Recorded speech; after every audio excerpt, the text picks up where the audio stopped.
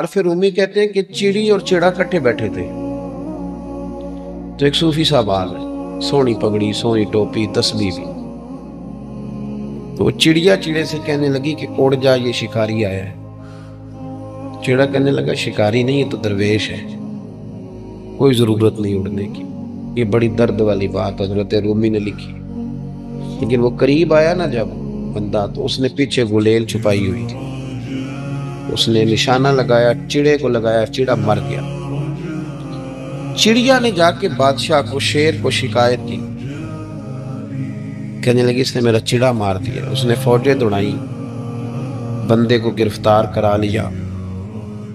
یہ مثال دیتے ہیں وہ سمجھانے کے لیے، سامنے کھڑا ہے وہ مجرم، تو شیر جنگل کا بادشاہ چڑیا سے کہتا ہے پکڑ میں نے لیا ہے، سزا تیری مرضی کی دینی ہے، جو کہ گھر تیرا اجڑا ہے، تو بتا اسے سزا کیا دے۔ تو وہ چڑیا کہنے لگی بادشاہ اسے سزا کوئی نہیں دینی ہے، اسے ایک حکم دے دیں آپ۔ فرمایا وہ کیا؟ تو چڑیا کہنے لگی اسے بس اتنا کہہ دے کہ اگر شکار کرنا ہے تو کپڑے بھی شکاریوں والے پہنے، صوفیوں والے نہ پہنے، یہ درویشوں والے کپڑے نہ پہنے۔ شکار کھیلنا ہے تو کپڑے بھی اللہ کرے سمجھ آئے، صوفیوں کو بھی آئے اور شکاریوں کو بھی آئے، اللہ کرے سمجھ آئے۔ کہ شکار کھیلنا ہے تو کپڑے بھی شکاریوں والے پہن، کپڑے تو نے صوفیوں والے پہننے اور کھیلتا تو شکار ہے، یہ ظلم نہ کر۔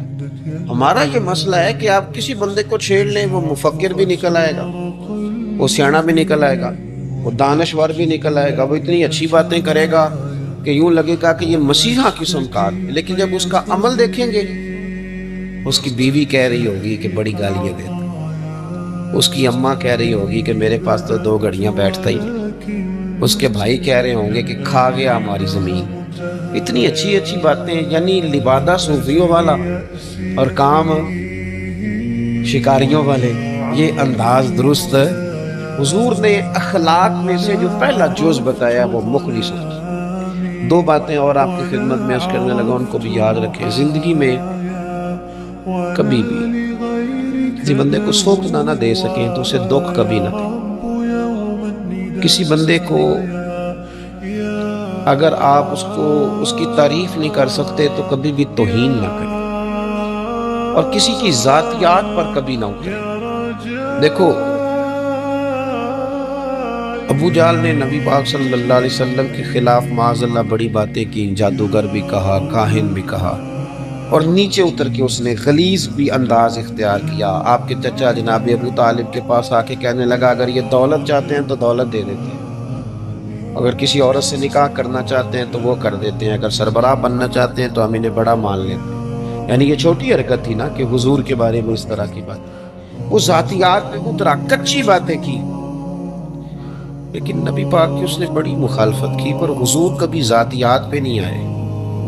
یہ ضرور کہا کہ تو بت پوجتا چھوڑ دے، لیکن وہ ظالم تھا، لوگوں کا مال لوٹتا تھا، کئی لوگوں کا مال حضور نے اس سے لے کے واپس کرایا، لیکن کبھی کسی بازار میں کھڑے ہو کے حضور نے اسے ڈاکو نہیں کہا، چور نہیں کہا۔ وہ شراب پیتا تھا لیکن حضور نے کبھی برسر عام اسے شرابی، ہمیں تو پتہ بھی نہیں ہوتا، یعنی مفت میں کہہ دیتے مولوی کھا گیا مسجد دے پیسے، کیا آپ نے دیے تھے؟